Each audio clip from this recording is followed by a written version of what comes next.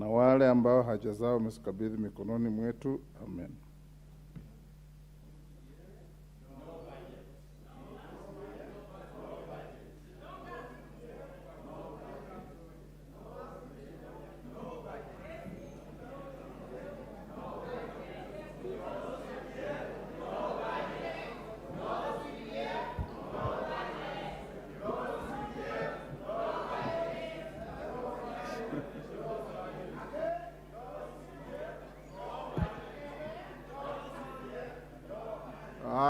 Sawa. Order, honorable members. Order, honorable members. Order. Your speaker has functioning ears and can hear you very well. And you don't have to regurgitate what you have said. You've said it, I've heard, loud and clear. Let's carry on with the business. I will pay attention to that. Budget is coming next Thursday. It's not today.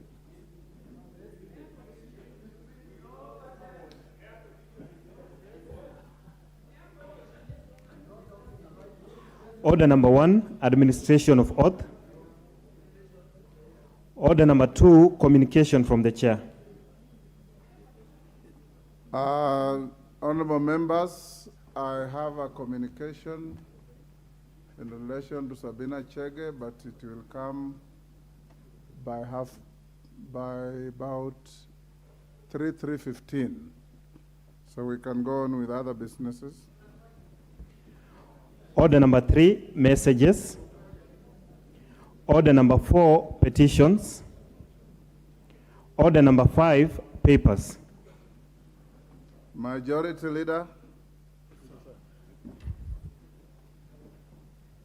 And I think you promised to also make a statement today about CDF. Yes, Mr. Speaker, sir. But so, if you allow me... So are those loud statements they are well taken care of, Mr. Speaker.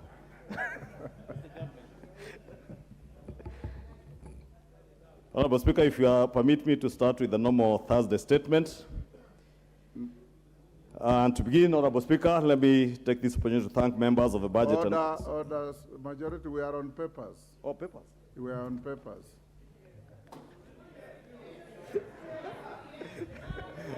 Mr. Speaker, you must understand when there is a chorus of no CDF, no budget, yes, you tend to rush to statements. But allow me to lay the following papers on the table of the House today, Thursday, 8th June, 2023. The Kenya Biovaccine Institute Limited accounts, the financial statements for the following institutions for the financial year ended 30th June 2022. Kenya Biovaccine Institute Limited, Cooperative University of Kenya, Meru Science of Science and Technology, University of Embu, Agri and Cooperative Training and Consultants Limited, Sigalagala National Polytechnic, Ewasongiro South River Basin Development Authority, Egerton University Investment Company, Engineers Board of Kenya, KWANZA Technopolis Development Authority, University of Eldoret, Regional Center on Groundwater Resource Education, Training and Research in Eastern Africa, 13 National Environment Tribunal, 14 National Environmental Complaints Committee, 15 Tourism Regulatory Authority, 16 Wildlife Clubs of Kenya, 17 Tourism Fund, 18 Koitalel Samoei University College, 19 Pyrethrum Processing Company of Kenya Limited, 20 the Tea Board of Kenya, 21 Nyayo Tea Zones Development Corporation, 22 National Council for Children Services, 23 Kenya Airports Authority, 24 Kenyatta International Convention Center, 25 Kenya Forestry Research Institute, 26 Adi Waterworks Development Agency. Thank you, Honorable Speaker. Chairperson, Departmental Committee on Justice and Legal Affairs. Thank you very much, Mr. Speaker. Honorable Speaker, allow me to lay the following papers on the table of the House today, Thursday, 8th June 2023. Reports of the Departmental Committee on Justice and Legal Affairs on its consideration of the following. Number one, nominees for appointment as members of the Judicial Service Commission. And number two, the Penal Code Amendment Bill, National Assembly Bill number 56 of 2022. Thank you, Mr. Speaker. I beg to lay. Chairperson, Departmental Committee on Lands.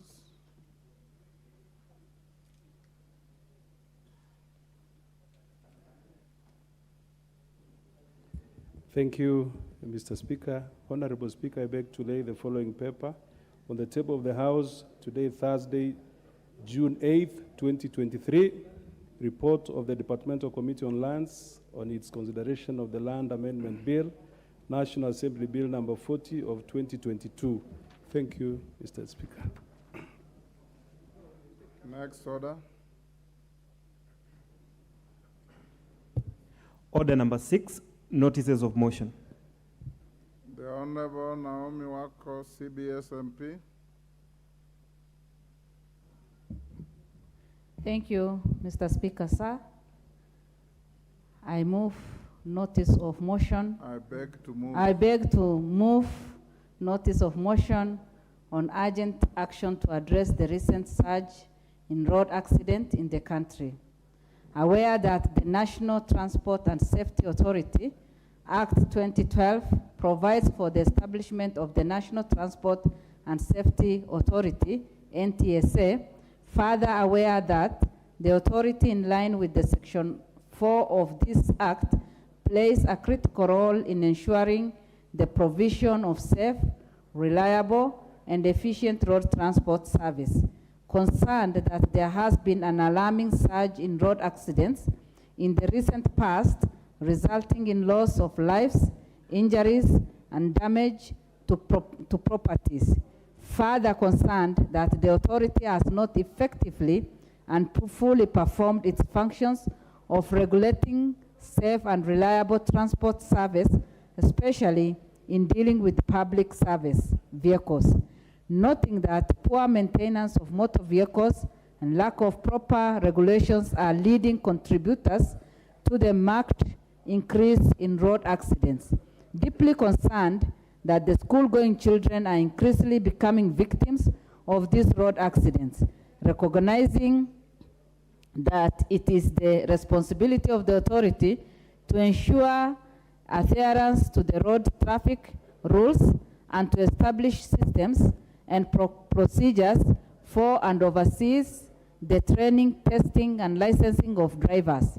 Now, therefore, this House resolves that the government, through the Ministry of Roads and Transport, undertakes a comprehensive overhaul of the transportation sector to provide for proper regulations of the sector and ensure strict operationalization of the traffic regulations to provide a safer and more reliable transport sector. Thank you, Mr. Speaker. Honorable Naomi Wako. The Honorable Geoffrey Ruku. Thank you, Mr. Speaker. I beg to give notice of the following motion that, aware that Kenya is an agricultural-based economy with a significant portion of its population relying on farming for their livelihood, noting that the quality and quantity of crop yield in Kenya has been hampered to a large extent by lack of adequate and quality fertilizers, leading to decreased agricultural productivity and economic losses. Further noting that the government has committed to improving agricultural productivity through various initiatives, including provision of subsidized fertilizers, concerned that the cost, quantity, and quality of fertilizers are subsequently increased due to a number of factors, among them high costs of fertilizers due to markup by private suppliers of fertilizers. Further concerned that threat to food security is a threat to national security. recognizing that government-to-government model has been noted to lower the costs of products, further recognizing that there are countries willing to enter into a G2G agreement, appreciating that G2G has been proven to be effective in the provision of services that have a direct impact to citizens' livelihoods, including the cost of living such as supply of fertilizers, particularly in countries with similar agricultural conditions as Kenya. This House therefore resolves that the government, through the Ministry of Agriculture and Livestock Development and its agencies, adopt, 1, the government-to-government model in the acquisition and supply of fertilizers by identifying potential partner countries that have surplus and quality fertilizers.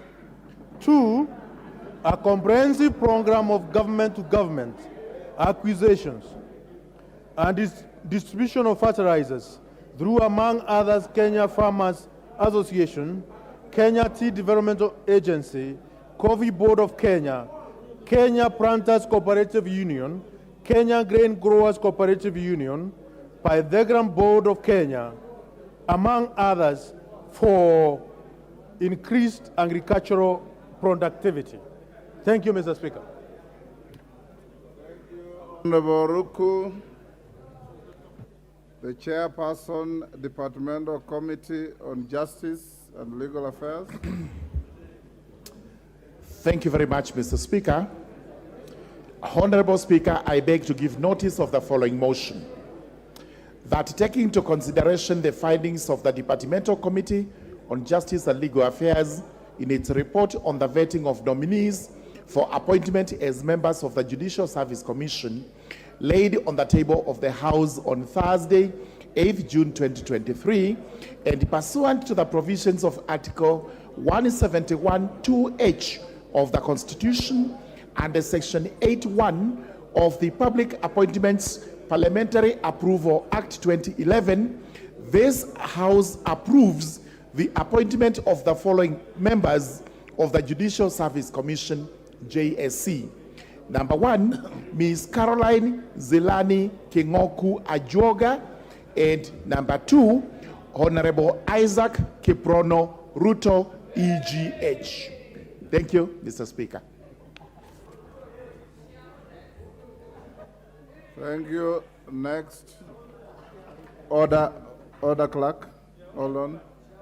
Honorable members, before I go to the next order, allow me to acknowledge the following institutions in the Speaker's Gallery: Good Testimony School, Embakasi East, Nairobi; Mount Kenya Academy, Nyeri Town, Nyeri; Stepping Stones Elementary School, Kajiado East, Kajiado. On your behalf and on my own behalf, I welcome the institutions to Parliament. Next order.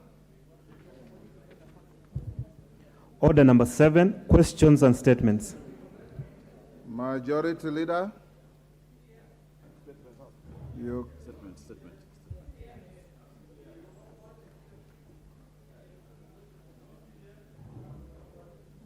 Honorable Speaker, I think I'd rather start with the CDF one. Whichever you want.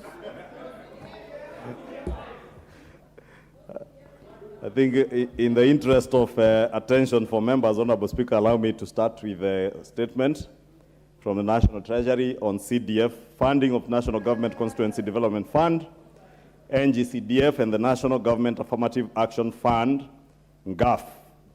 Honorable Speaker, in a letter dated 8th June 2023, addressed to the Honorable Speaker, and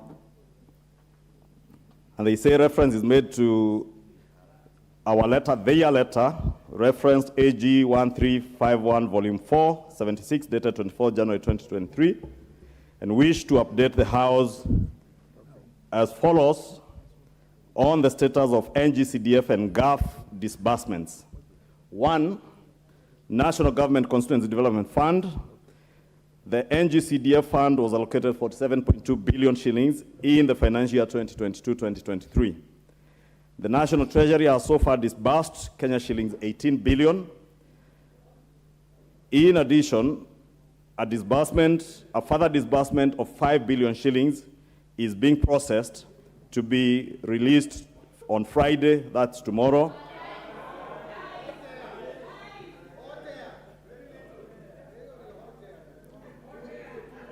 And a further Kenya shillings 5 billion will be released on Tuesday of next week.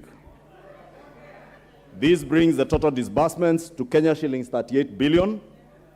The National Treasury hopes to clear the outstanding balance of 19.2 billion by the close of the financial year.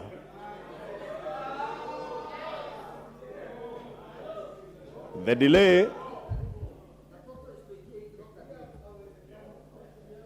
delay in keeping up with weekly disbursements of Kenya shillings 2 billion was occasioned by challenges in resource mobilization, both domestically and externally. Honorable Speaker, if you can protect me from the heckling from a senior member like the Honorable John Buddy. And he has the liberty to wait for me to read the statement, and he can request, as he knows, to contribute other than heckling, and I'm just reading what is on the statement. Go ahead. John Buddy has been here for long enough to know. Order. To be a good example to the new members. Order. Honorable Speaker, I was saying the delay in keeping up with weekly disbursement of Kenya shillings 2 billion was occasioned by challenges in resource mobilization, both domestically and externally. However, the situation has improved with the disbursement of funds from World Bank Development Policy Operations Facility, which was disbursed this week. 2, on the National Government Affirmative Action Fund, GAF. The National Government Affirmative Fund, GAF, was allocated a budget of 2.13 billion in the financial year 2022-2023.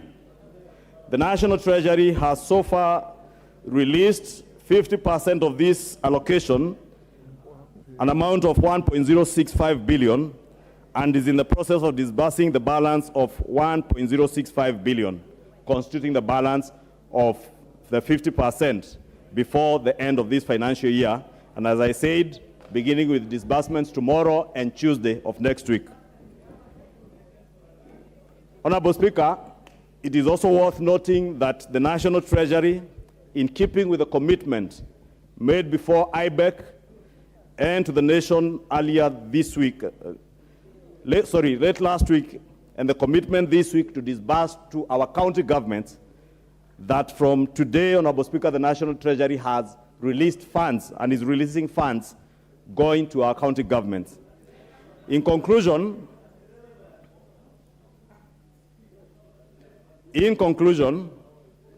the National Treasury remains committed to funding NGCDF, GAF, and our county governments, and other items of interest, both to the members of the public and the honorable members of the National Assembly and the Senate, appreciating the support and collaboration between Parliament and the Executive. You are sincerely Njuguna Ndungu, Professor CBS, Cabinet Secretary, National Treasury. Honorable Speaker, let me also add, besides that written statement, I've had an engagement this morning, and indeed up to this lunchtime, with CS, National Treasury, Professor Ndungu, who is in Naivasha with the Finance Committee, and he did commit that this statement was coming and asked that we do engage with the Director General, the Director General Accounting Services, Mr. Ndungu, who we have engaged over this lunch hour, and he has confirmed that indeed by tomorrow, as they have committed, he is making arrangements to disburse the 5 billion shillings, and by Tuesday next week, they will have disbursed, another 5 billion shillings. And they commit, Honorable Speaker, saying the challenges have been occasioned by the challenges that we are all aware since we all live in this country. There have been challenges with the exchequer.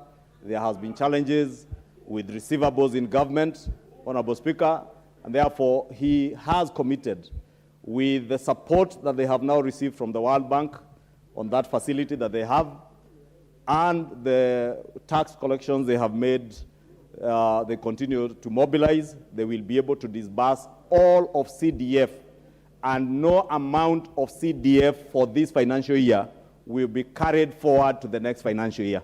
And I think, Honorable Speaker, that is very important, so that we do not have arrears. As you are aware, Honorable Speaker, the Budget and Appropriations Committee also did allocate some money towards clearance of arrears. They have also indicated that they will clear those arrears, and they do not intend to carry forward arrears from this year into the next financial year. And he has committed that they will endeavor and ask for your thanks, members of Parliament. He did ask me to ask members of Parliament to indulge them, and thank you for your patience over that time, because many of our constituents have been suffering without CDF, Honorable Speaker. I myself, I was in my constituency over the recess period, and I visited at least 3 schools which, as a result of the heavy rains, pit latrines collapsed. And the children in those schools now are using semi-permanent pit latrines because we didn't have even emergency funds. We had cleared all our emergency money, and therefore I, like every other member of this House, I am looking forward to the disbursement of this money, and hopefully by the end of next week, I can promise the children of Karai Day Secondary School, those of Gadhiru Primary School, and one other school which I can't remember offhand, Honorable Speaker, who have requested for emergency funding for toilets and other needs, including bursary, Honorable Speaker, they should be able to assuage. But Honorable Speaker, if you allow me, let me also plead. And I don't do this on behalf of the National Treasury, I do this as a leader in this country. That is, it is so easy to say things that will excite the masses out there. But we all live in this country, and we lived in this country before this year. And we know the situation of our economy. Therefore, Honorable Speaker, even as we engage on matters that we will be engaging on this afternoon on budget, on the appropriations report, or the report of the Budget and Appropriations Committee, let it be at the back of our minds that whatever expenditures we are discussing, and including NGCDF, because it is in that report. And the Honorable John Mbadi, we remember back in 2018, we got to a point where we even had to take a haircut on NGCDF. It is good that at least in the last 2 years, amidst all the difficulties, we have not had to take a haircut either on NGCDF or on any other government projects, including the 900 billion shillings of roads committed to over the last 5 years. And this government, Honorable Speaker, has indicated that they intend to finance all those roads across the country without discriminating that this project is in Kikuyu or is in John Mbadi's former constituency or in the constituency of the leader of minority, so that we are able to mobilize resources. And Honorable Speaker, I have seen very good analysts on our TV stations. Some saying, oh, the first thing you should do is completely cut on expenditure. Stop all the development projects. But Honorable Speaker, those who have been to a class of economics, like the Honorable Babu Owino, will tell you, if you are to do that, you will be shooting yourselves right in the middle of your toe, the big toe, and you will not be able to work as a country and as an economy. Because it is these development projects that spur economic growth in our countries. When roads are being constructed in your constituencies, they create employment, and people therefore are able even to raise more taxes because they have disposable income. If you were to go that route, Honorable Speaker, as I've seen some analysts on TV encourage us to do, and I say this, Honorable Speaker, because this afternoon we have before us, I know when we were here up to 9 p.m., many of us were not here. We have the second reading on the budget and appropriations report. As we contribute, it is good that we have that at the back of our minds, that even as analysts who seem very knowledgeable on TV, but I must say some are ignorantly knowledgeable, because you just need to have attended a basic economics class to know that if you are to cut down on government expenditure, government is the single largest spender of resources. And without disbursement of resources from government, be it at the national level or at the county level, this economy will come to a standstill, Honorable Speaker. And we must therefore, even as we consider this budget appropriations report, have at the back of our minds that also what we will finance is what will be before us when the Finance Committee finally tables their report, Honorable Speaker. And without much more, Honorable Speaker, on that matter, if you allow me to move on to the second statement, my usual Thursday statement on the House Business Committee. Honorable Speaker. Yes, Honorable Millie. What is the point of order? Thank you, Mr. Speaker. Mr. Speaker, I want to thank the Majority Leader for presenting that. And I just wish, before I raise my point of order, to applaud him to laud him for acknowledging that the last two years, I hope he's seeing that I'm underlining the last 2 years, CDF was not reduced. And I'm glad that he's also acknowledging the challenges of running a government. He's always been complaining, now he's on the receiving end. But having said that, Mr. Speaker, I just wanted the Majority Leader to clarify that he's actually indicated that the World Bank has given some money, and he has further said that today, money is being disbursed to the counties, and every day we sit here, money is disbursed to the counties, but we shoot ourselves on the foot because we are the ones who prepare the budget, and there's no money taken to NGCDF. Why are we not prioritizing NGCDF and GAF? Why are we not prioritizing ourselves? Why are we treating ourselves as children of a lesser God? So, yes, second-class citizens, and we are the ones who are in charge of the budget. So, Mr. Speaker, if the Majority Leader could please explain why that money from the World Bank is not prioritized to us, and secondly, why we are putting counties ahead of the national government money, CDF. And our counties, people are suffering. I'm glad you have said that your toilets are down. Even ours, the toilets are down, and the classes are down with roofs and the rains, and roads are completely messed up. So why are we not prioritizing NGCDF? You know, I'm annoyed until now I'm getting a Kikuyu accent. So can you please explain to us why you are not prioritizing? Thank you, Mr. Speaker. Go on with your next statement. Honorable Speaker,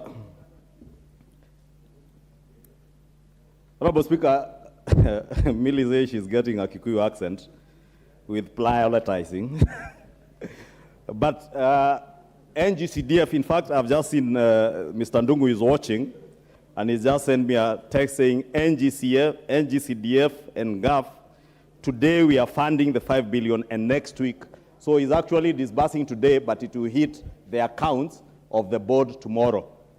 So maybe I have not gotten that right.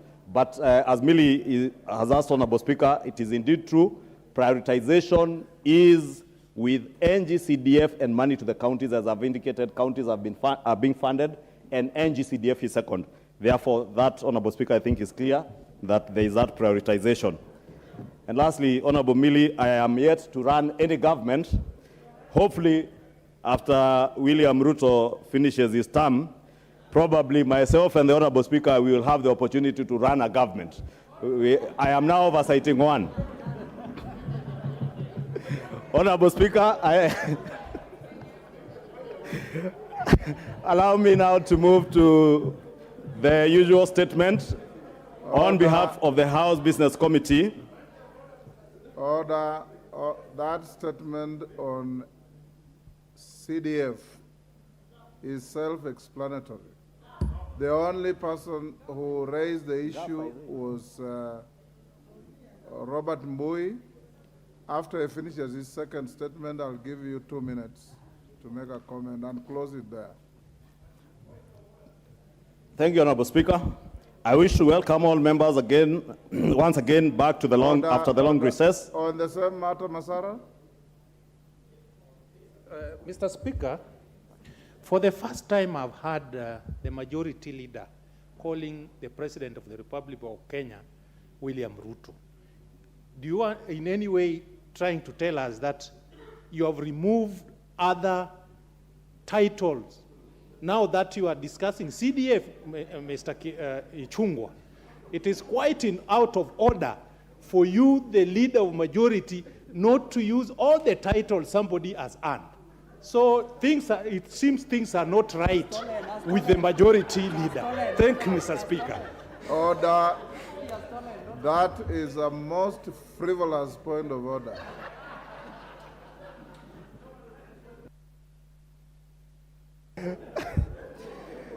Thank you, Honorable Speaker. But, Honorable Speaker, you must appreciate the Honorable Masara. At least now he's not protesting and saying he does not recognize President William Ruto, His Excellency President William Samoei Arap Ruto, as a president. At least now he appreciates that the president is Dr. William Samoei Ruto. Honorable Speaker, I wish to welcome back members after the long recess and trust that you are all well refreshed for this part of the second session. Honorable Speaker, as members are aware, the Cabinet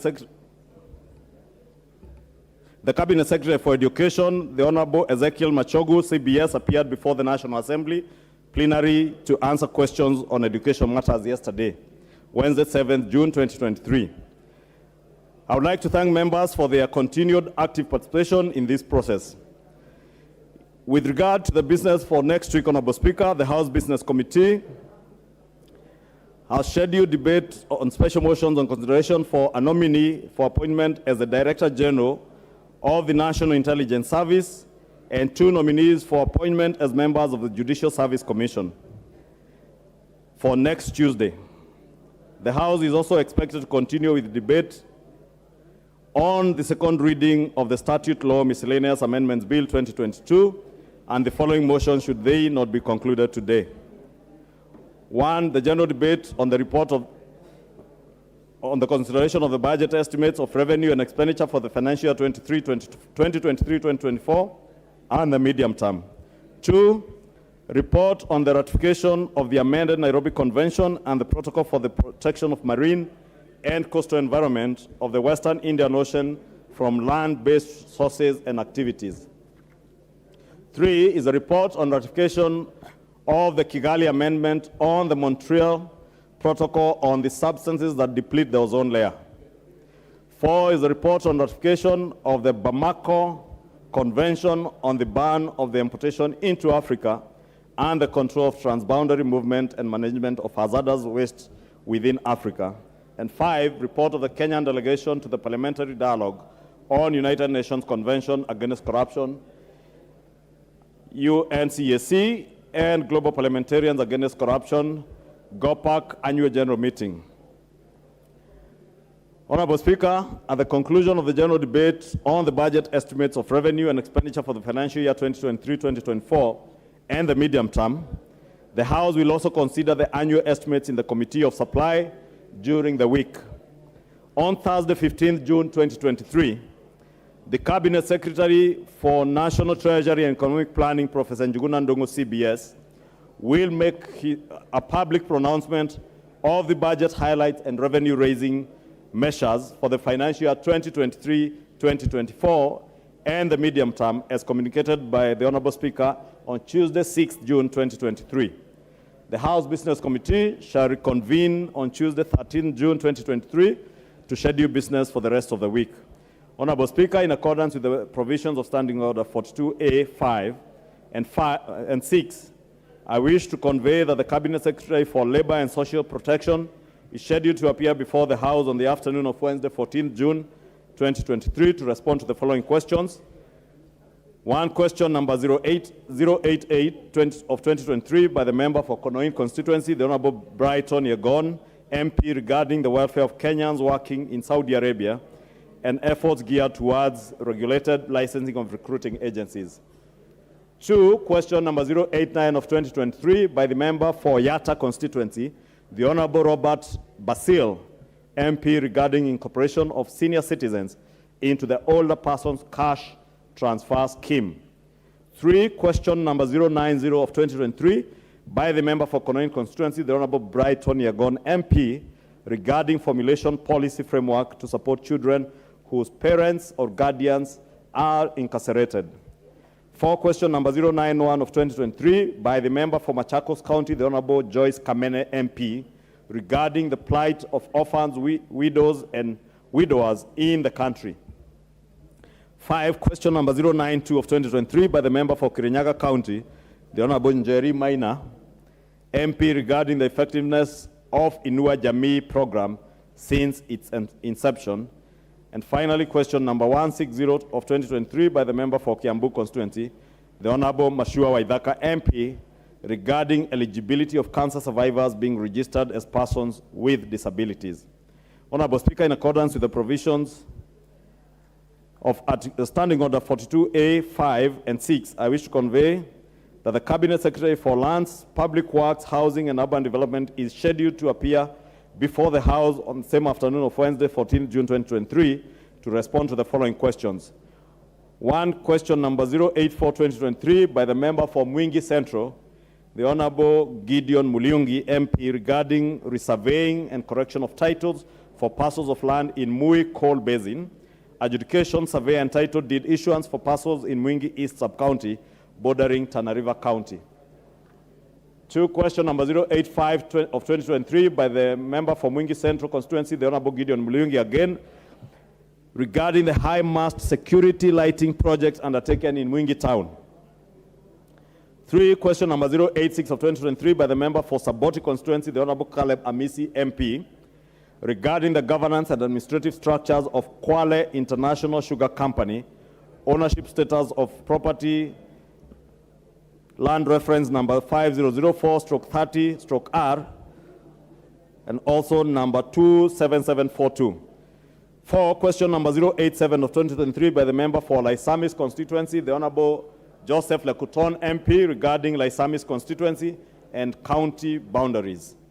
Five, question number 109 of 2023 by the member for Nakuru East constituency, the Honorable David Gikaria, MP, regarding the Kazim Tani project phase 3 in 2022 in Nakuru Town East constituency. Question number 117 of 2023 by the member for Embakasi West constituency, the Honorable Mark Mwenje, MP, regarding status of ownership of land reference number 12304, original number 1344/1, and 12504 and 12147, original numbers 11344/4, EMCO. Honorable Speaker, I now wish to lay this statement on the table of the House. Thank you. And apologies, it was a long one today. Thank you, honorable members. I wish to acknowledge in the public gallery Miharati Boys High School, Kipipiri, Nyandarua, Moi High School, Kabarak, Rongai, Nakuru, Arokuyet Girls High School, Bureti, Kericho. On my behalf and on your behalf, I wish to welcome the students and their teachers to the House of Parliament. Wanjiku Muya has asked me for 1 minute to welcome a school from her constituency. 1 minute exactly. Thank you, Honorable Speaker, and I take this opportunity to welcome Miharati Boys, one of our great schools from our sub-county headquarters in Kipipiri, and they could not have visited this National Assembly a better time than during budget, and now they have heard from the majority leader. They have good news to take home, inform the parents that NGCDF will be disbursed tomorrow, and your long-awaited computer lab will kickstart construction, And on its completion, we shall ask the majority leader to come and open it so that you can relate your trip in the National Assembly and this budget of this year. Thank you, Honorable Speaker. Robert Mbui, 2 minutes. Thank you, Mr. Speaker. First, I want to just clarify that even as I raised this question in the last assembly, this issue of CDF is not an issue of members of parliament, because sometimes the public gets confused. Members of parliament are interested in ensuring that this money goes to the constituencies for development of the constituencies. And I want to thank the majority leader for highlighting even some of the challenges that he's having. Mr. Speaker, my concern is on the dignity of the House. Remember that the CS Treasury has already given 2 letters confirming that money will be disbursed, 2 billion every week. And the first time he failed, the second time he has failed. Simple English tells me that once bitten, twice shy. I don't know when twice bitten what you say. Because, Mr. Speaker, 2 times we have actually not gotten the results of what we wanted. And, Mr. Speaker, as we discuss the budget, it is clear that one of the things we have to do is appropriate the funds. The other one is to ensure that there is prudent expenditure of the same funds. Now, we are just a month to the end of the financial year. And we are talking about, Mr. Speaker, from what the majority leader has told us, 38% of this money has been released in the last 11 months. And now he wants us to believe, Mr. Speaker, that we will be able to get 62% within 1 month.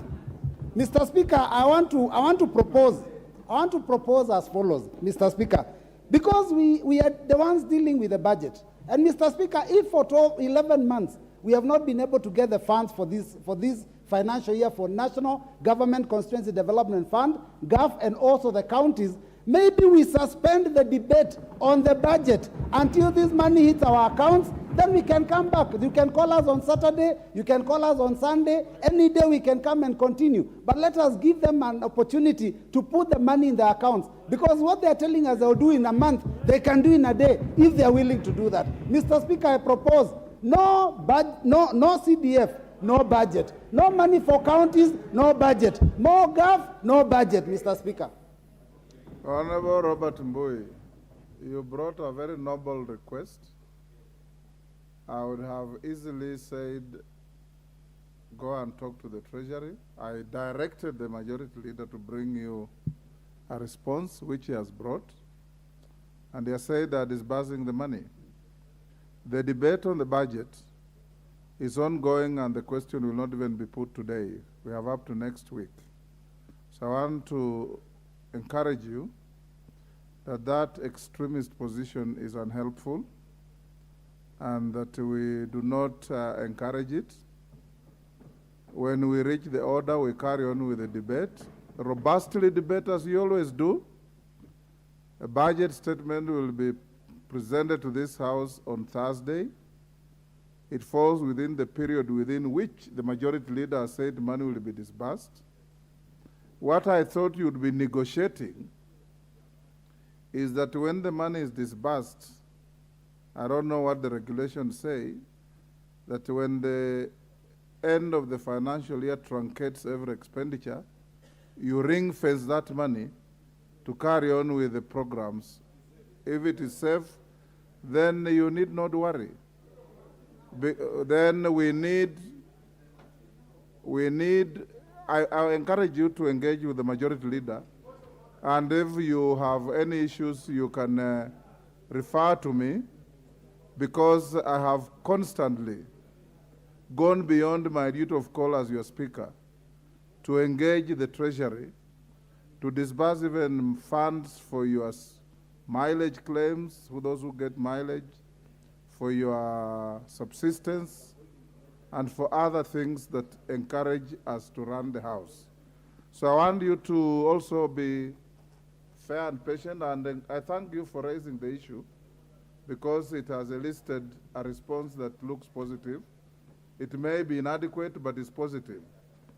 Honorable Ichungwa, Order Wanjala, Honorable Ichungwa, the women rep for Kilifi, has come here to request the chair to ask you whether the disbursement coming today includes money for women MPs. And I thought I heard you say so.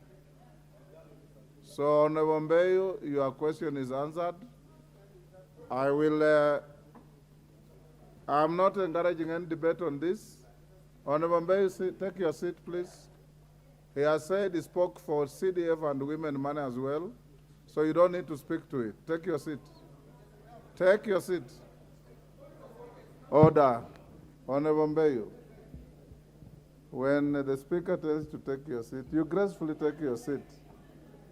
And when you came to the chair to make a request, you and I agreed that I'll put it to him, which I have done, and he has given an answer.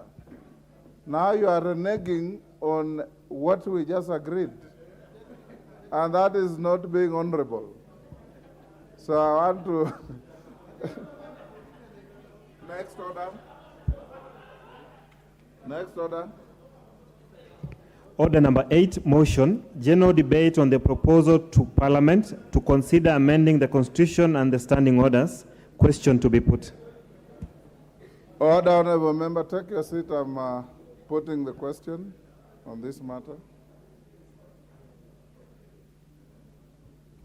Honorable members, I now put the question on the general debate on the proposal to Parliament to consider amending the Constitution and the standing orders. That noting the contents of a memorandum submitted to Parliament by His Excellency the President, asking Parliament to consider initiating amendments to the Constitution, acknowledging that actualization of the proposals which relate to inter alia the composition of Parliament as provided for in Article 97 and 98 of the Constitution, in order to attain the 2/3 gender principle, the creation of the office of Leader of Official Opposition in Parliament, and the inclusion of various funds in the Constitution will necessitate amendment to the Constitution, while the restructuring of parliamentary oversight to allow for cabinet secretaries to appear before the House of Parliament to respond to questions by members would require the amendments of standing orders, further acknowledging that the Speaker, via the notification issued on 9th December 2022, referred the matter raised in the memorandum to the Departmental Committee on Justice and Legal Affairs with regard to proposals relating to the implementation of the 2/3 gender principle and the establishment of the office of the Leader of Official Opposition. The Joint Parliamentary Ad Hoc Committee, with regard to the proposals to amend the Constitution to entrench the constituency development, Senate oversight, and national government affirmative action funds, and the Procedure and House Rules Committee with regard to the proposals to amend the standing orders to strengthen parliamentary oversight of the executive so as to facilitate public participation pursuant to Article 118 of the Constitution. Now, therefore, pursuant to the provisions of Article 1, 2, and 95(2) of the Constitution, this House notes, considers, and makes general comments on the proposals contained in the memorandum by His Excellency the President. Will as many as of that opinion say aye? Aye. Will those of the contrary opinion say nay? The ayes have it.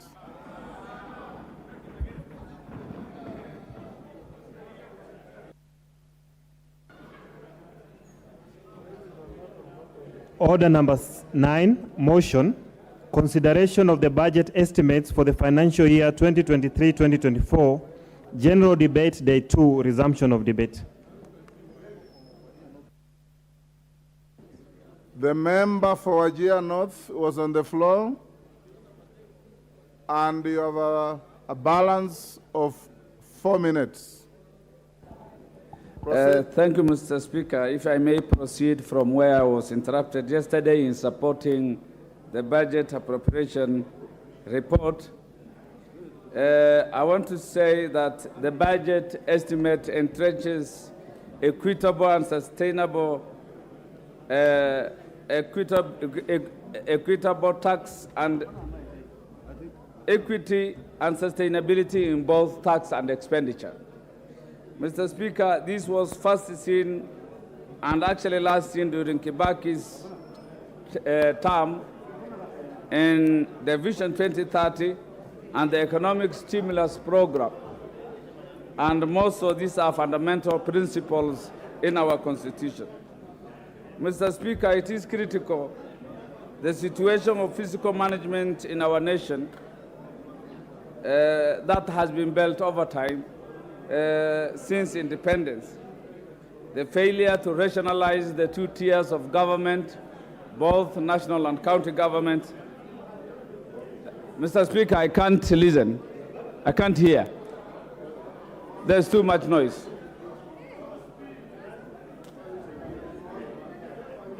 Order, honorable members, order. Order, honorable members. Order, Majority Whip.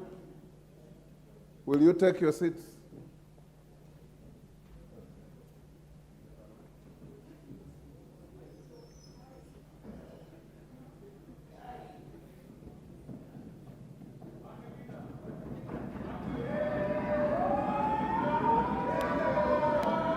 Order. Order, honorable members. We are debating a very important issue, budgets. And it's good to hear your colleagues as they give their views, just like they'll hear you when you give yours. So those members who want to converse, we can't stop you. You can walk out to the corridor, or there are rooms behind the speaker's chair. You can go there and engage in your conversations, and allow those who are interested in debate, carry on with the debate and hear debate. Carry on, honorable member. Thank you, Mr. Speaker. I was saying we are in a very critical situation in the fiscal management of our nation that was built over time in terms of tax management, corruption, wastage since independence, and the failure to rationalize the two tiers of government, both the county and the national government, in terms of size and operations since 2010. This was further exacerbated by the handshake, which has led to stalled projects and indiscriminate borrowing, Mr. Speaker. These are serious times which can make and break this nation.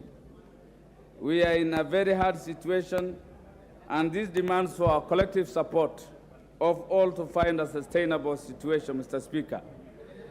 Mr. Speaker, the elephant in the room is the diminished public trust in our institutions.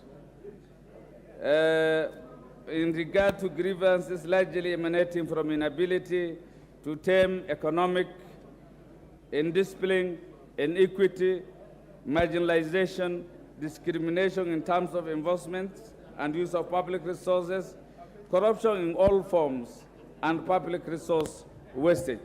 Mr. Speaker, first on the equity and sustainability. Though I'm not a finance expert, I believe the regulations and administration set within the budget estimate guarantee that there is a balance in terms of tax balance between the haves and the have-nots. At least the major corporates are brought on board to make sure that they pay substantially. There is zero rating of food production, fertilizers, and all other technologies, and a really stringent tax administration to counter avoidance and evasions of tax payment, Mr. Speaker. Further, Mr. Speaker, the sustainability of tax principle is more visible in the revenue, in the expenditure perspective, I mean, Mr. Speaker. Our government has been allocating development and investment along the railway line during the colonial time, which was further inherited by the government from 1963. There was a skewed distribution of development, and since then, we have had disparities in terms of allocations. Equity has not been. Time up, member for Chuka Igambangombe.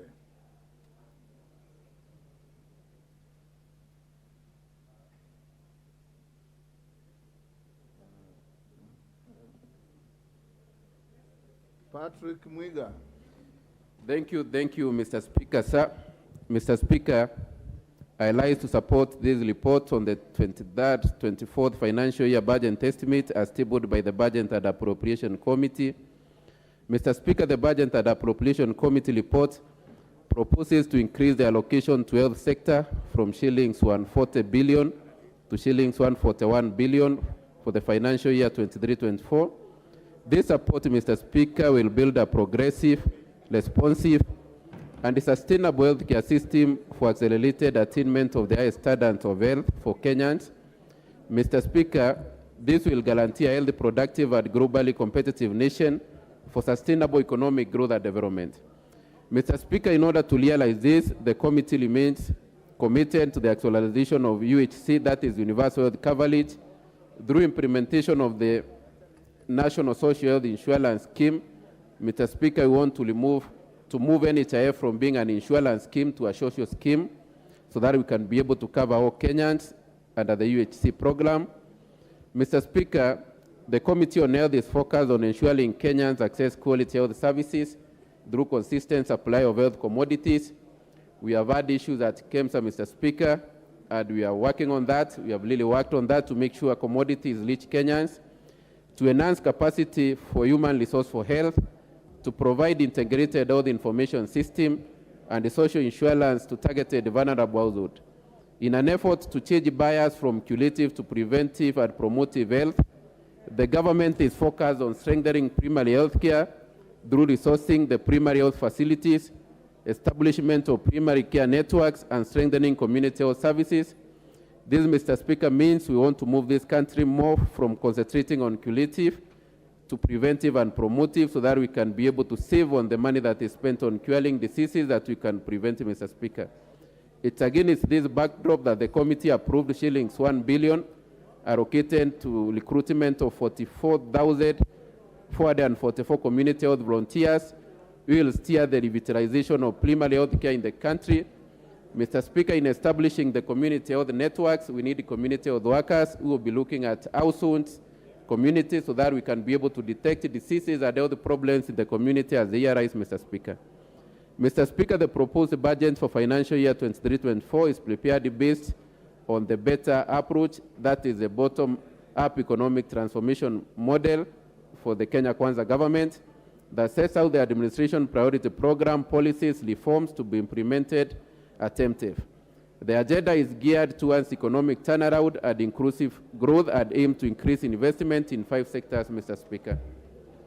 Mr. Speaker, it's again in this backdrop that the Committee on Health approved shillings 20 billion for the bottom-up economic transformation model that is directly linked to this model. This includes increasing accessibility to universal health coverage, local manufacturing of vaccines. Mr. Speaker, we realize that as a country 60 years after independence, we buy all our vaccines from outside, and Kenya has a capacity, Mr. Speaker, to produce these vaccines. So as a committee and as a ministry, we want to empower the Ministry of Health that Kenya can start producing their own vaccines and stop all these importations, Mr. Speaker. Mr. Speaker, we also want to digitalize the health records in this country completely so that we can be able to know our health status and the diseases to concentrate on and what causes what at which area, Mr. Speaker. Mr. Speaker, I beg to support this report, and on behalf of the Health Committee, I thank the Budget Committee. Thank you, Mr. Speaker. Thank you. Nabi Nabwera. Thank you, Mr. Speaker. Mr. Speaker, I would like to start by saying that having looked at the budget estimates,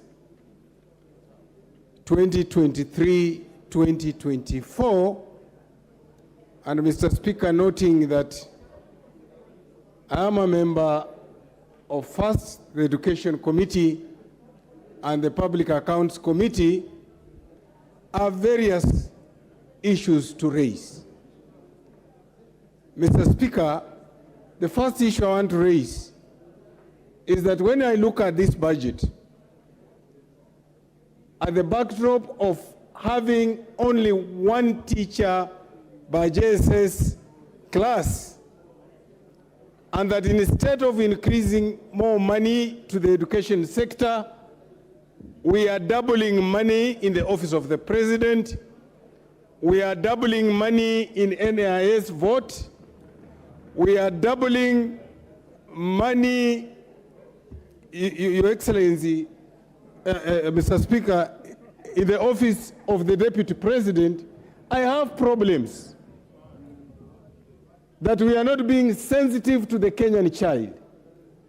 We are not being sensitive to the times that we are living in. The second problem I have with this budget, as I look at it, Mr. Speaker, it is the money in the infrastructure sector. The Constitution 2010 provides that any expenditure must be equitable, that the programs of the government must involve all parts of the country.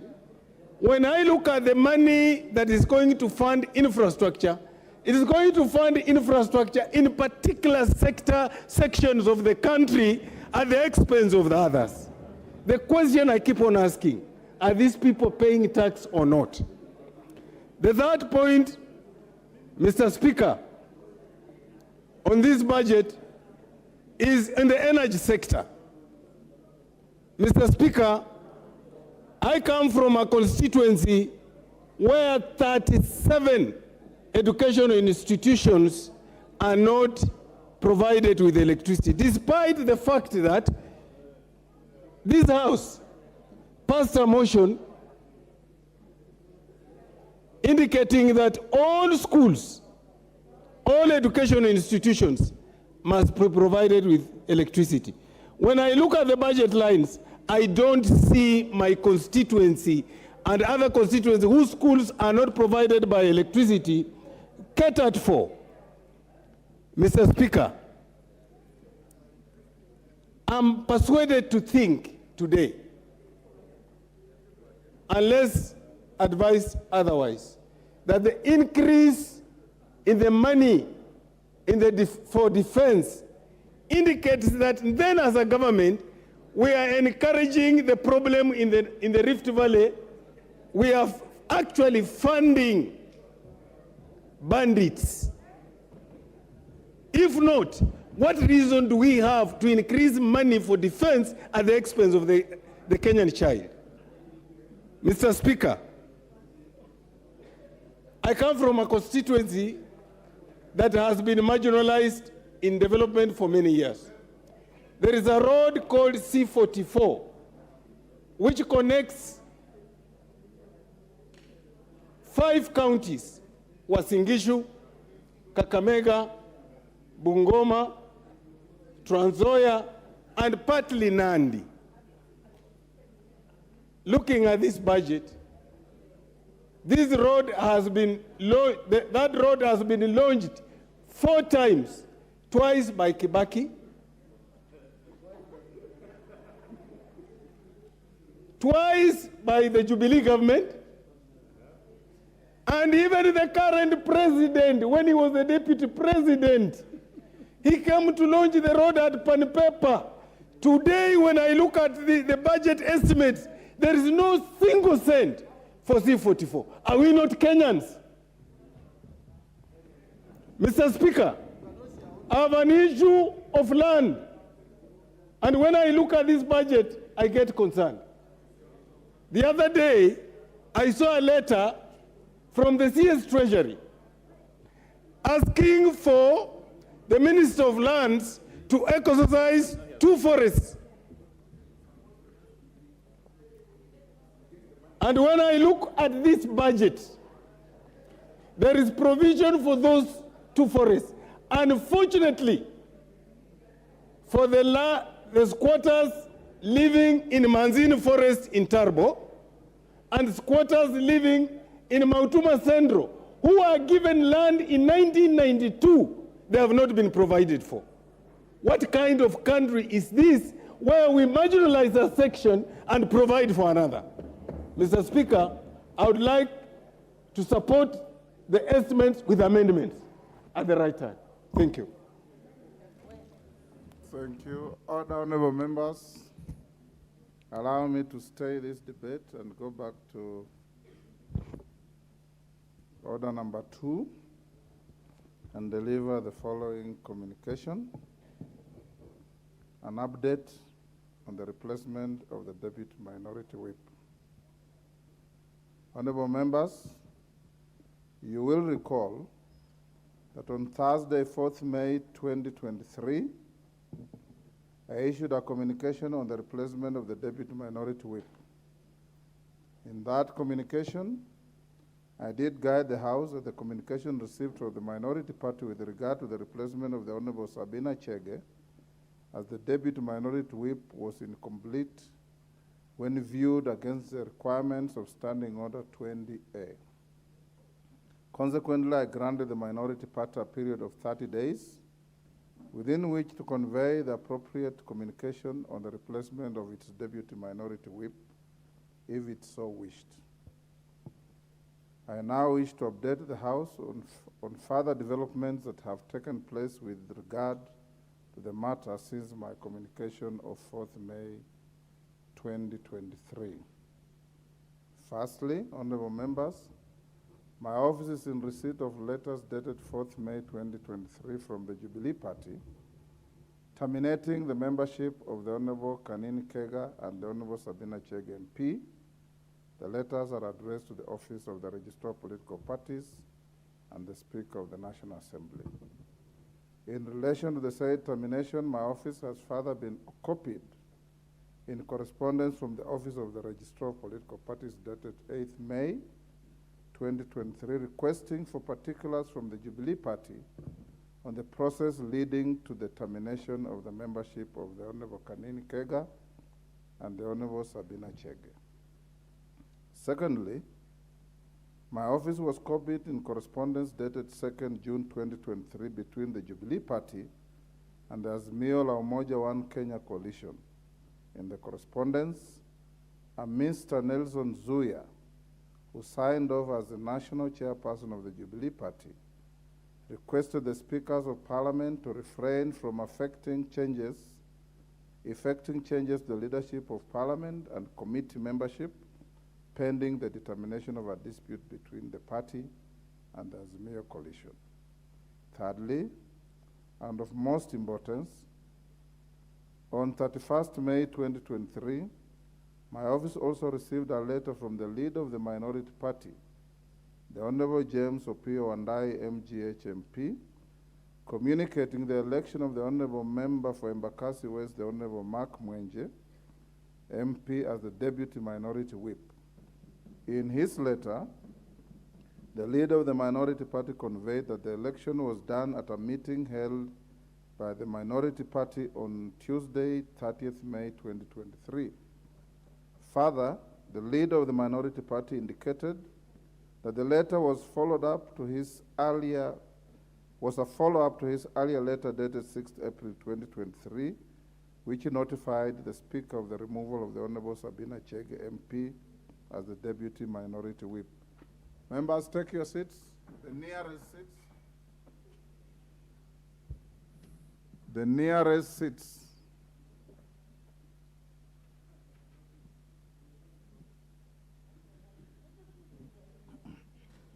Thank you.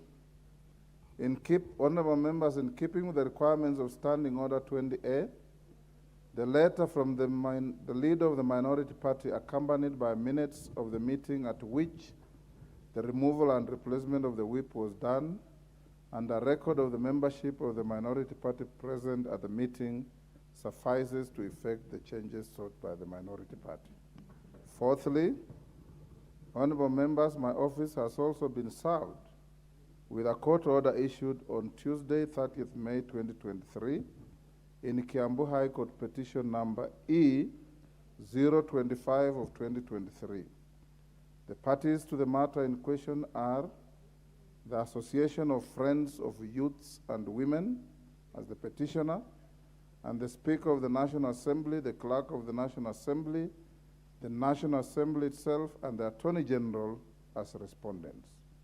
In the petition, the petitioners argue that the Standing Order 20A 4 of the National Assembly Standing Orders does not clearly outline the process for the removal of a whip or a deputy whip, and is therefore contrary to Articles 10, 47, 732, and 236 of the Constitution.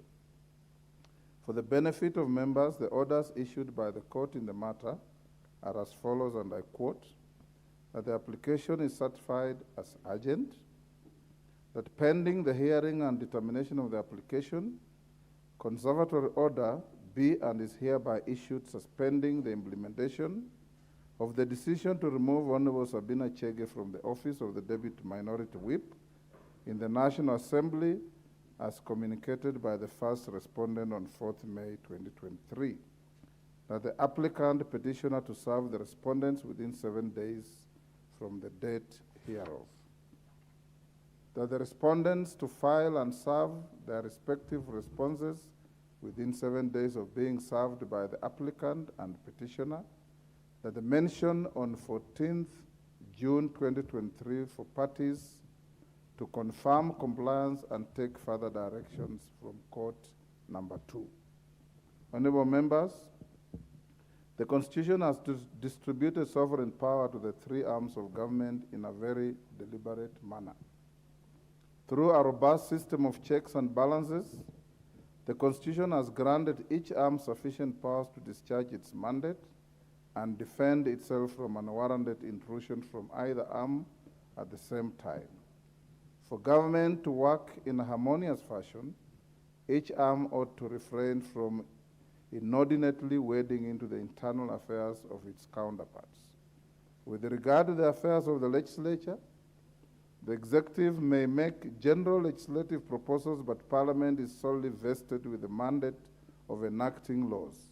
Similarly, though the court is granted powers to enforce and interpret the Constitution, it normally refrains from interfering with the internal processes of the legislature. Members, take your seats, the nearest seats. The nearest seats, please.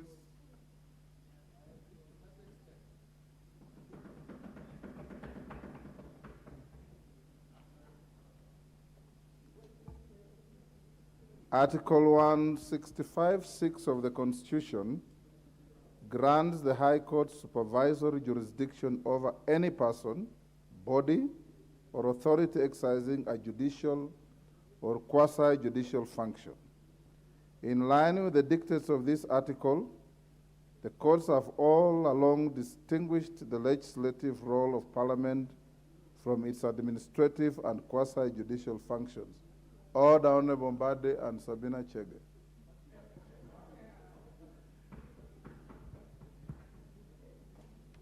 Consequently, the courts have only exercised their supervisory jurisdiction to review the quasi-judicial and administrative functions of the Parliament when either vetting or considering petitions for the removal of persons from office. However, honorable members, the courts have always refrained from interfering with the lawmaking powers of Parliament. They have consistently limited themselves to reviewing the content of bills after their enactment into law. Indeed, any interference of the court in the consideration of a bill that is actively before the legislature would constitute a striking departure from established constitutional precedent and practice both in the Commonwealth and the congressional systems. This is a matter which both the court itself and my predecessors have ruled on. In South Africa, the court has held as much in the celebrated case of Doctors for Life International versus the Speaker of the National Assembly and others, CCT 12 of 206, ZACC 11. In declining to interfere in the consideration of a bill, the court held that South African constitutional scheme contemplates that challenges to the constitutional validity of a bill passed by Parliament must await the completion of the legislative process. Honorable members, with the foregoing distinction in mind, I note that the House has been taken before the courts, the courts, including by its own members, and the courts have ruled both in favor and against this House. The House will recall that in the 11th Parliament, the leader of the minority party, the current leader, the Honorable James Opio Andai, MGH MP, did successfully challenge his suspension from the service of the House for the remainder of the 4th session. In his suit, the Honorable Member for Ugunja challenged provisions of the standing orders on the fairness of the penalties relating to disorderly conduct and their effect on the constitutional right of a member to represent his or her constituents. The litigation by the leader of the minority party significantly contributed to the amendments made to the standing orders to provide for different categories of disorderly conduct, graduated penalties ranging from suspension for a day to a maximum of 90 calendar days and an appellate process. During the same 11th Parliament, members will also recall that the court injuncted the Departmental Committee on Finance and National Planning and Lands from considering petitions submitted to the House for the removal of the then Auditor General and the then Chairperson of the National Land Commission, respectively, pursuant to the provisions of Article 251 of the Constitution. Despite the disaffection of the House and the Presidium with the orders granted in the foregoing cases, the House nevertheless observed the directions issued by the court and halted its quasi-judicial and administrative processes. Notably, in guiding the House on the order issued with regard to the petition for the removal of the Auditor General, my predecessor, the Honorable Speaker Justin Muturi, rightly noted that the only avenue available in law to express disagreement with a judicial finding is an appeal against the decision of the court. Honorable members, I have in this 13th Parliament had occasion to uphold my predecessor's guidance in relation to court orders made against the House and its committees in relation to the exercise of quasi-judicial and administrative functions. Members will recall that on 15th of November 2022, the Employment and Labor Relations Court granted conservatory orders staying the vetting of nominees for appointment as principal secretaries in Constitutional Petition E186 of 2022, Dr. Mogare Gikeni versus the President of the Republic of Kenya, and 55 others, and in Constitution Petition number E192 of 2022, the Law Society of Kenya versus the National Assembly, and 4 others. In deference to the directions of the court with respect to the applicable administrative process, I did notify the House of the suspension of the vetting process despite the discomfort that the decision caused to the business of this House. Immediately thereafter, I instructed our litigation counsel to challenge the orders in court. As your Speaker, I remain cognizant of the obligation imposed by Article 3 of the Constitution on me to respect, defend, and uphold the Constitution in guiding the proceedings of the House. On one hand, the minority party has met all the procedural requirements to effect a change of its leadership. On the other hand, I'm confronted by a court order that specifically cited both the Speaker and the House as parties to a judicial process that seems to challenge an administrative process. Despite the sympathies I may hold for the predicament that the minority party finds itself, this House has consistently demonstrated its willingness to abide by orders of the court relating to the exercise of its quasi-judicial and administrative functions. Even where certain orders have been adverse to the interests of the House, we have dutifully obeyed them and sought to set aside the orders that we were not in agreement with. Honorable members, from the foregoing, my hands are therefore tied with regard to the court order that has been brought to my attention. Until and unless further information is provided that this order has been varied or set aside, the court order effectively suspends the decision by the minority party on the replacement of the Honorable Sabina Chege as the Deputy Minority Whip.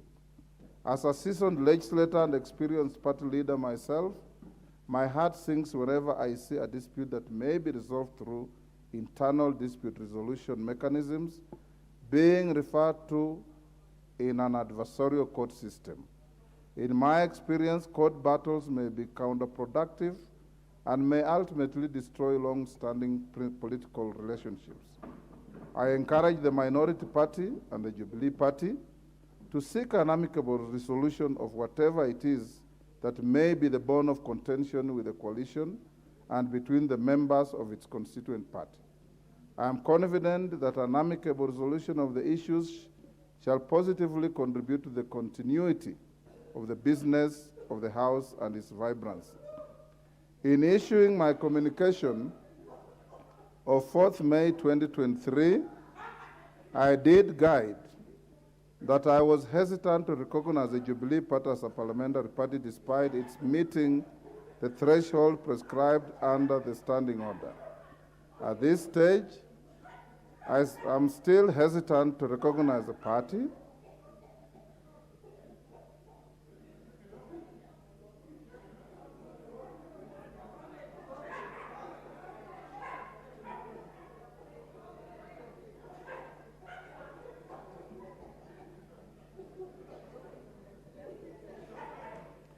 Order, order, order. Obviously, the two gracious ladies are not being choked by anything, and their conduct is constituting a nuisance, and any further interruptions will attract some penalties.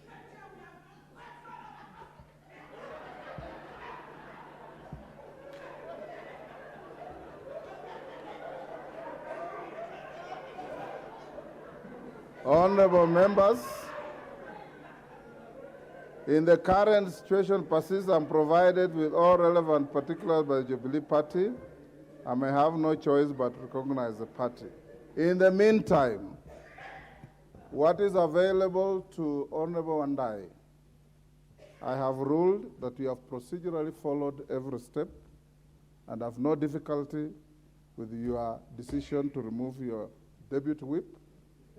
But there is a court order to which, strangely, your party and your coalition is not a part of the proceedings. I would advise you that you seek to enjoin yourselves with the proceedings. If you wish, and pursue the matter in court, I have already instructed our litigation team to end appearance and robustly defend the Speaker, the Clerk, and the National Assembly in this matter. It is so ordered.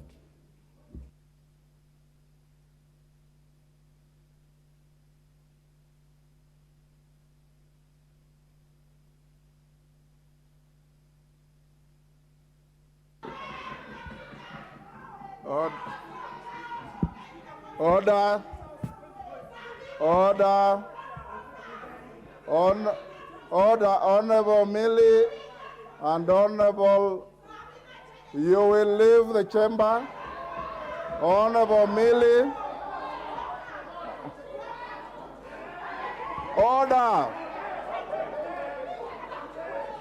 Order. Order, Honorable Millie.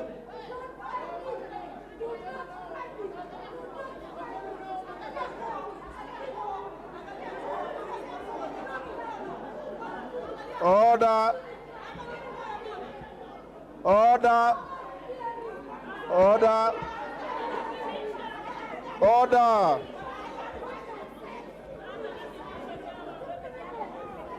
Order.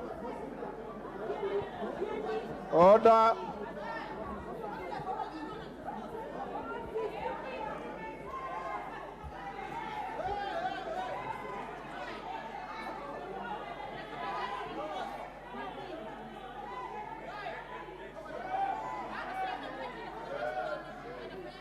Order.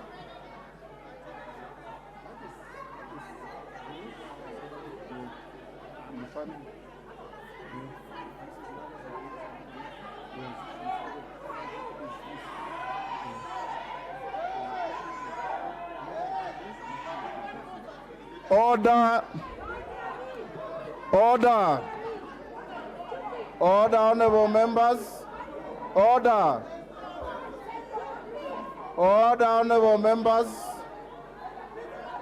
Order. Honorable members, order. Take your seats. Order, take your seats. Order, honorable members, order. Order, take your seats. Order, take your seats. Order, honorable members, order. Order, take your seats. Take your seats. Order, take your seat. You can do better than that, Kajwang. Order. Order.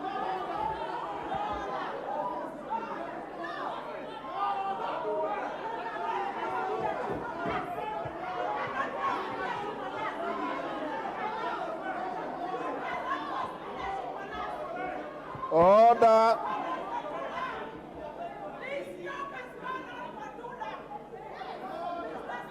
Order, order, Millie. Order.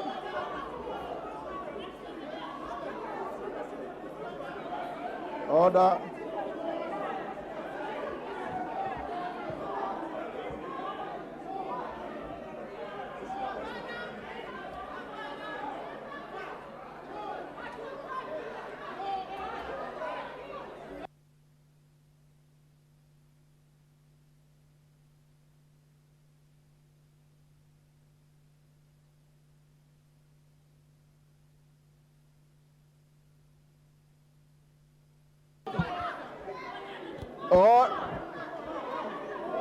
Order.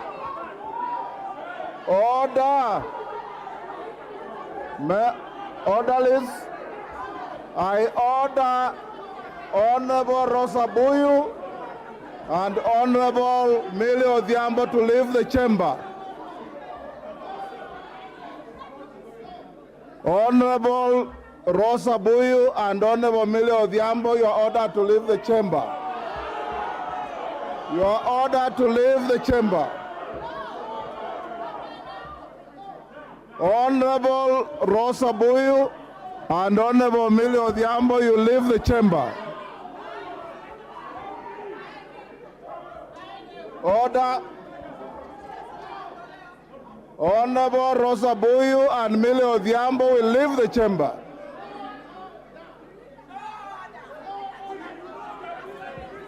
You will leave the chamber.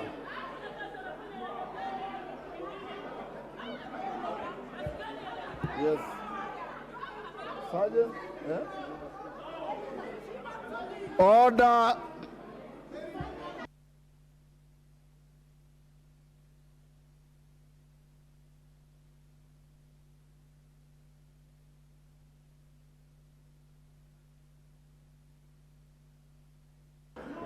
Honorable Rosa Buyu and Millie Odhiambo will leave the chamber.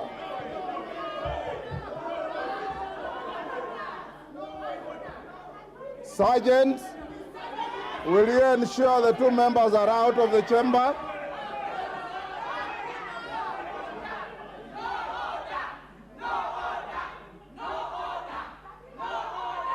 Sergeant, ensure the two members are out of the chamber.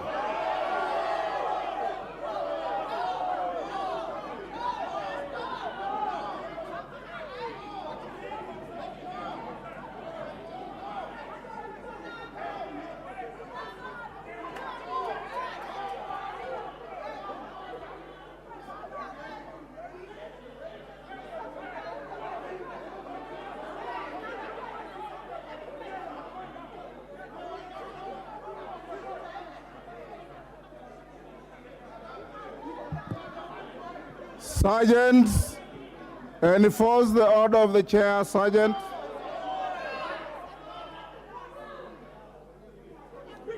Honorable Kajwang, take your seat.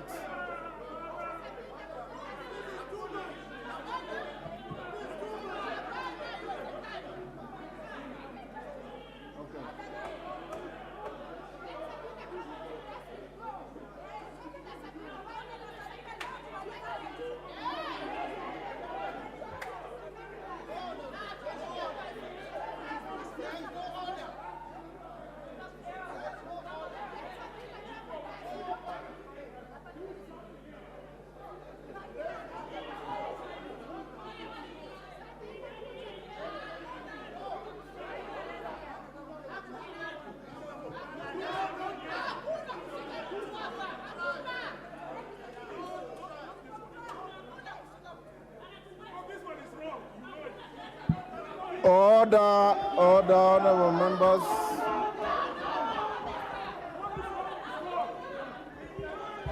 Kajwang.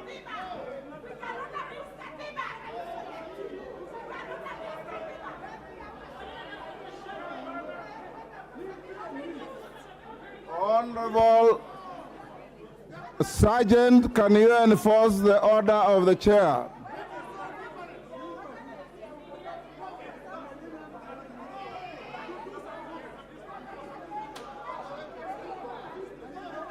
Honorable Rosa Buyu and Honorable Mili.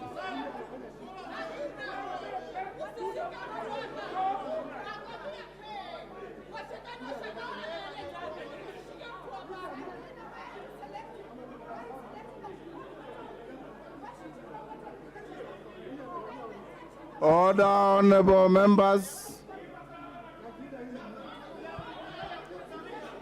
Order. Kajwa. Order. Order. Honorable Mbadi, you are the seniors of this house. You can do better. Honorable Kajwang. Honorable Kajwang, take your seat. Take your seat, I'll hear you. I want to see Rosa Buyu and Mili leave the chamber. Order. Order. Order, honorable members. Sergeant, can you take the two members out?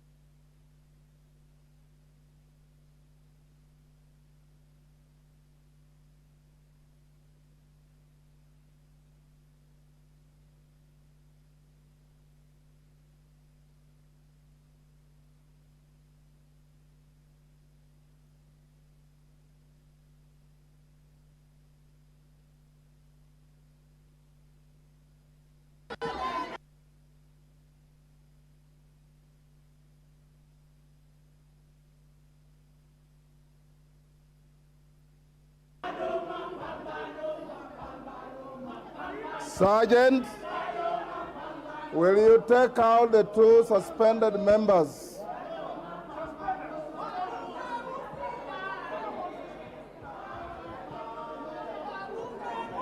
Honorable Kajwang, you'll also follow. You'll also follow.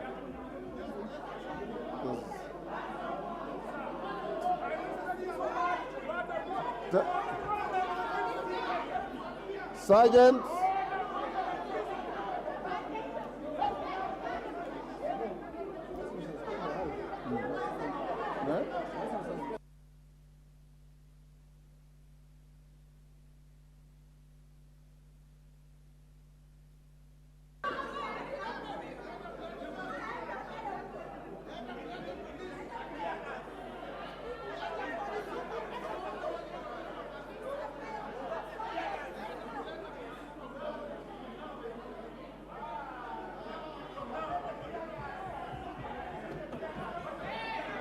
Sergeant, can you enforce the order of the chair?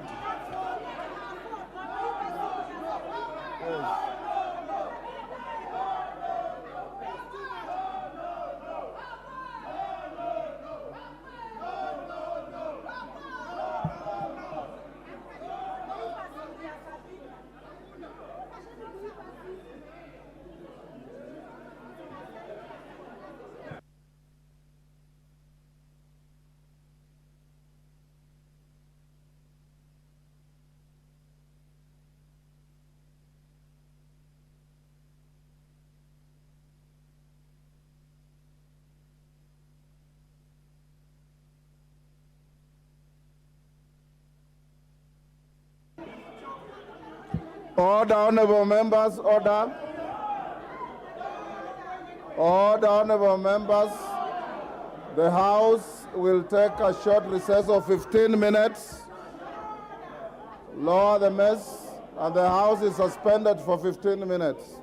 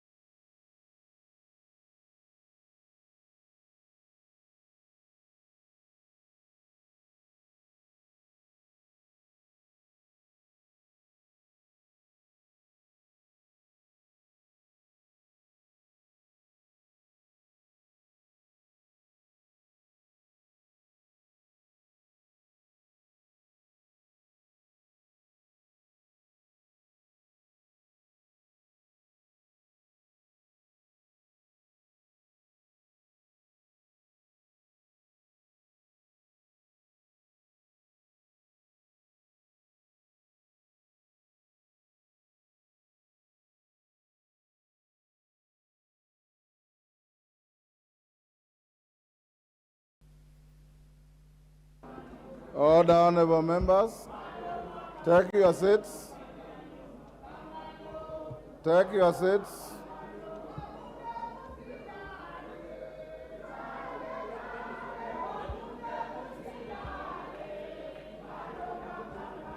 Order, honorable members.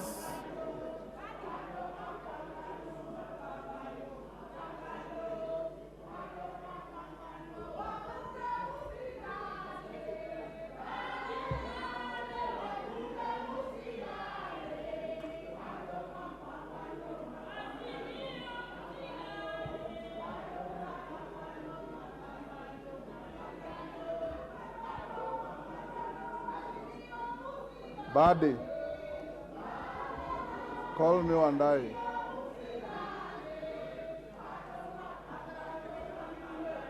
Wandai.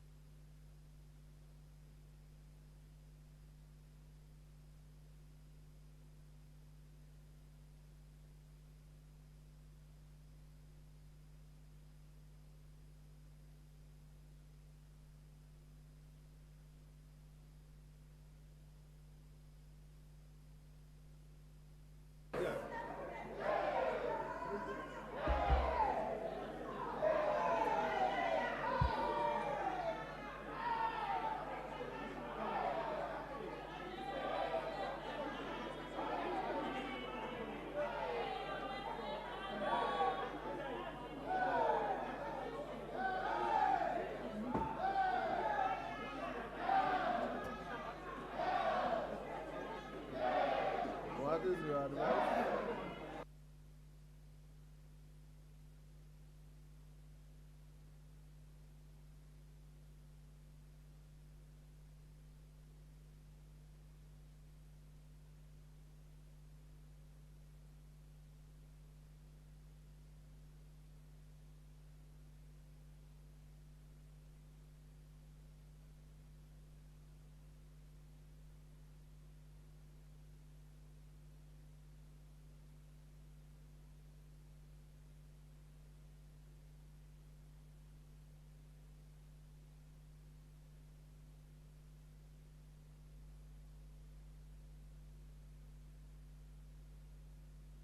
Order, sergeants. Order, honorable members. Honorable members, as you are aware, the sitting of this afternoon was suspended for 15 minutes. This suspension was occasioned by actions and or utterances by various members of the House, contrary to Standing Order 107 and 107A. Specifically, the said members, among other things, defied a ruling of the Speaker, made disruptive utterances, used violence against a member of the House, and acted in a manner to the serious detriment of the dignity of the House. Honorable members, I wish to advise you that we need at all times to observe decorum in the House and the dignity of the House. Honorable members, as your Speaker, I'm saddened at what I've witnessed this afternoon. I have consistently refrained myself from invoking standing orders relating to the discipline of the House. Following what has happened this afternoon, I want to direct as follows. The following members, having flouted the standing orders of the House by menacing each other, shouting at the chair, and making all manner of unprintable utterances, I will invoke the provisions of Standing Order 107A, grossly disorderly conduct. The following members are guilty of grossly disorderly conduct. Number 1, Millie Odhiambo. Number 2, Rosa Buyu. Number 3, Sabina Chege. Number 4, Fatuma Muyanzi. Number 5, Catherine Omanyo. Number 6, Joyce Kamene. And lastly, TJ Kajwang. Those members, honorable members, Standing Order 107.3 reads as follows. The Speaker may call a member whose conduct is grossly disorderly to order, and shall order the member to withdraw immediately from the presence of Parliament for a maximum of 5 days and a maximum of 28 days. In this regard, therefore, the following members will suffer the following fate. Millie Odhiambo, 2 weeks. Rosa Buyu, 2 weeks. Fatuma Muyanzi, 5 days. Catherine Omanyo, 5 days. Joyce Kamene, 2 sittings. TJ Kajwang, 2 weeks. Sabina Chege, 2 weeks. Sergeant, can you have those members out of the chamber?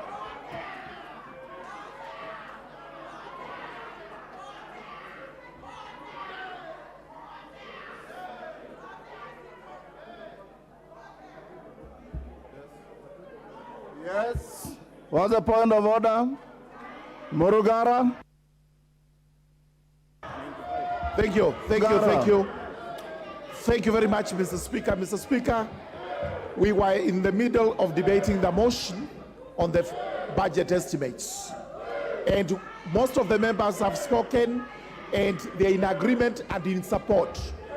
And Standing Order number 95, I do apply to you, the Speaker, to allow the mover to reply. Order, honorable members, I'll put the question that the mover be called upon to reply. As many as of that opinion say aye. Aye. With those of the kind of opinion say nay. The ayes have it. Mover. Thank you very much, Mr. Speaker. I thank all the members who have contributed to this debate and motion, Mr. Speaker, in regards to the budget estimates for financial year 2023-2024. As you have noted, Mr. Speaker, there is a lot of proposals, Mr. Speaker, on where we'll be expending our resources. We are taking 30% of our budget to education, Mr. Speaker. which is 630 billion Kenya shillings. Mr. Speaker, we have also input the monies to expend for fertilizer for our farmers.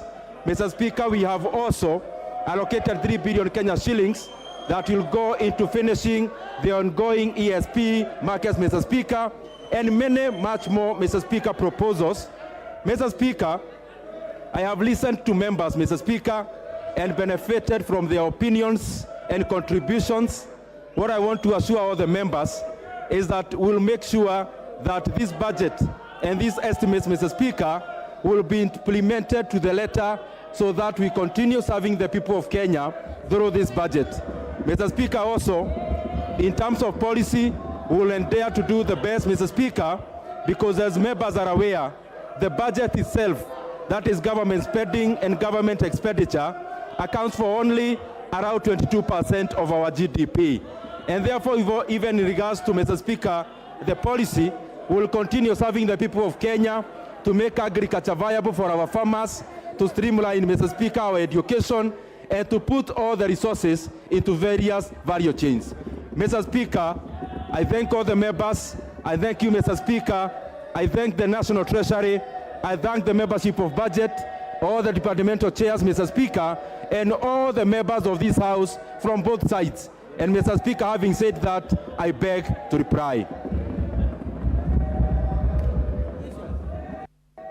I'll now put the question, which is that this House adopts the report of the Budget and Appropriations Committee on budget estimates for the national government, the judiciary, and Parliament for the financial year 2023-24, laid on the table of the House on Tuesday, 6 June 2023, and pursuant to the provisions of Article 221 of the Constitution, Section 39 of the Public Finance Management Act 2012, and Standing Order 239-1, approves the issuance of a sum of Kenya shillings 2,308,410,784,957 from the Consolidated Fund to meet the expenditure during the year ending 30th June 2024,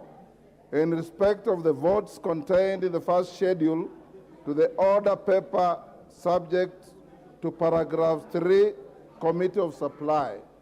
2, make the policy and financial resolutions as contained in the second schedule to the order paper.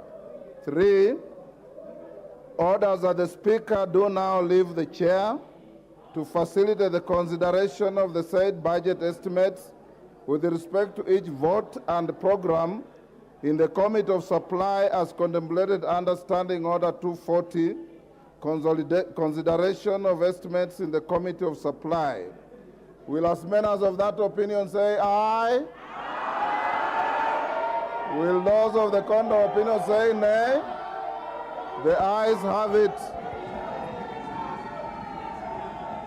Next order.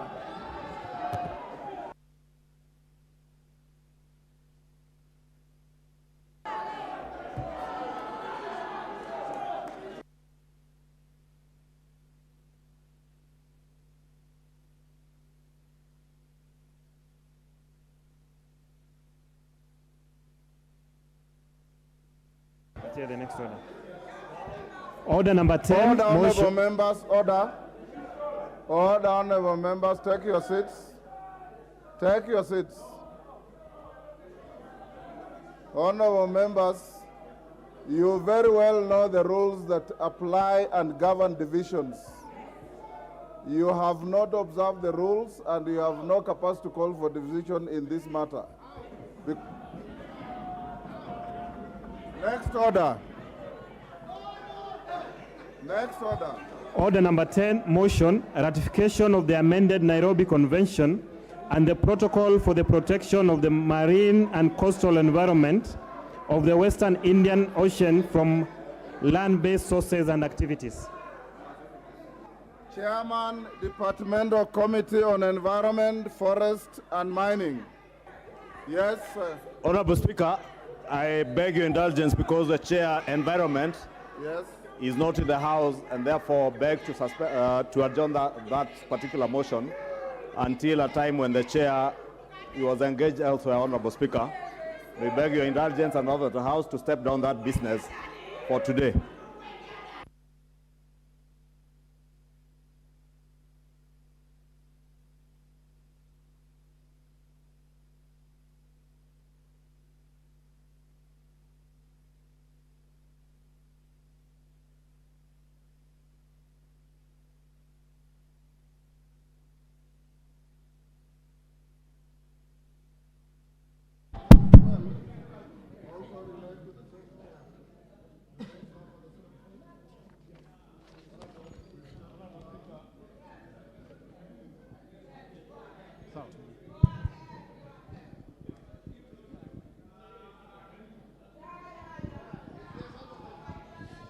Thank you, Honorable Speaker. Honorable Speaker had indicated that the Chair of Environment is away from the House this afternoon, and he had not anticipated, Honorable Speaker, that we will get to this business in the course of this afternoon, and therefore beg to ask that orders listed as motion, order number 10, order number 11, order number 12,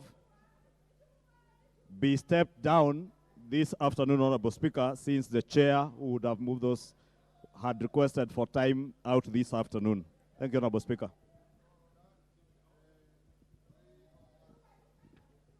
Number 10, 11. Honorable members, orders 10, 11, and 12 are stepped down for this afternoon. Call out order number 13.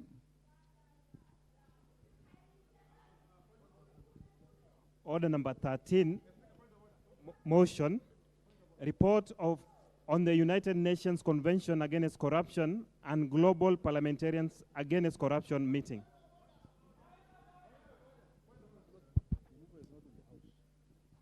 Leader of delegation to this United Nations Convention is in the House. Shakil Shabir is in the House. The matter is also stayed. Order number 14. Order number 14, the Statute Law Miscellaneous Amendment Bill, National Assembly Bill number 60 of 2022, second reading. Honorable Speaker, as indicated, even order number 14 on the miscellaneous statute amendment bill, Honorable Speaker, there are still two chairs of committees who were to finalize their committee reports, and we had not intended to actually reach to this order in the course of this afternoon, and therefore seek your indulgence to also step it down for today. Honorable Minority Leader, you call for a point of order when something is out of order. But you are calling for a point of order when you yourself is not in a disorderly position. You have remained standing throughout the proceedings, contrary to the standing orders. You have countenanced an unlawful choir in the House as the proceedings are going on. And you cannot benefit from the standing orders if you don't observe them. Honorable members, we have come to the last order of the day, and I order that the House now stand adjourned until Tuesday, the Tuesday, 13th of June 2023 at 2:30 p.m.